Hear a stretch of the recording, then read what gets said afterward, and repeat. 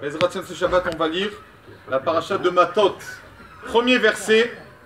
D'abord, Moshe Raja Matot, Zé Adavar Ish, un homme qui donne Neder, qui fera un vœu, au Ishav Arshivora, qui va faire un serment, Vlo Yachel Devaro, qui ne profane pas sa parole.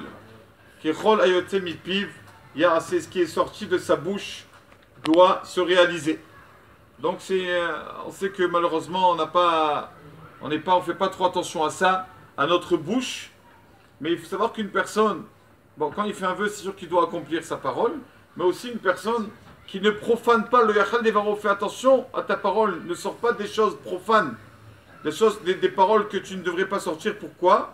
Kechol ayotse mipiv assez, parce que tout ce qui sort de ta bouche peut-être se faire un jour.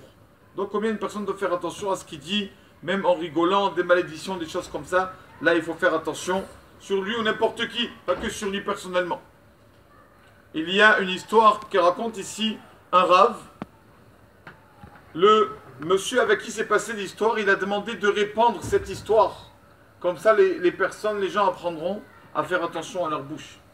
Il raconte, donc c'est le rave qui raconte qu'il est arrivé dans une maison, Dieu préserve, les personnes étaient en deuil.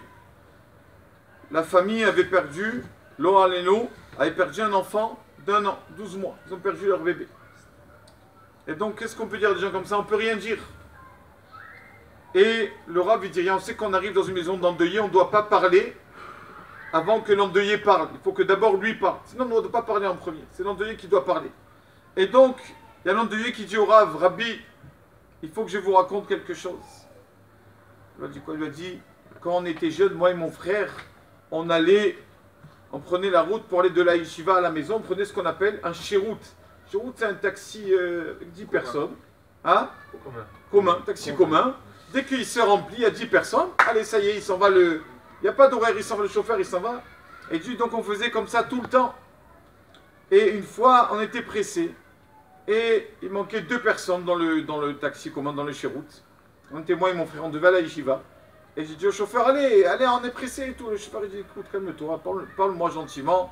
Et moi, j'étais chutzpan, j'étais insolent. J'ai dit au chauffeur, allez, c'est bon, on est en retard et tout.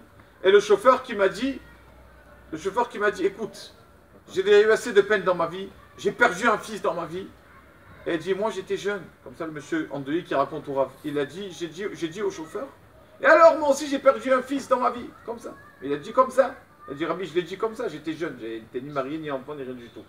Et il dit, mon frère est venu hier soir, mon frère m'a dit, dis-moi, tu te rappelles qu'on était dans le taxi commun, il y a des années, ce que tu avais dit au chauffeur, je te rappelle mon frère, je ne veux pas te faire de la peine, mais rappelle-toi ce qui est sorti de ta bouche. Et c'est vrai que j'ai sorti de ma bouche ça, comme ça pour rien. J'ai dit au chauffeur, moi aussi j'ai perdu un fils. Il a dit, donc Rabbi, s'il vous plaît, je vous demande de raconter cette histoire à tout le monde pour qu'une personne il doit savoir ce qu'il sort de sa bouche, qu'il sort toujours des bonnes paroles de sa bouche. Shabbat Shalom, on voit.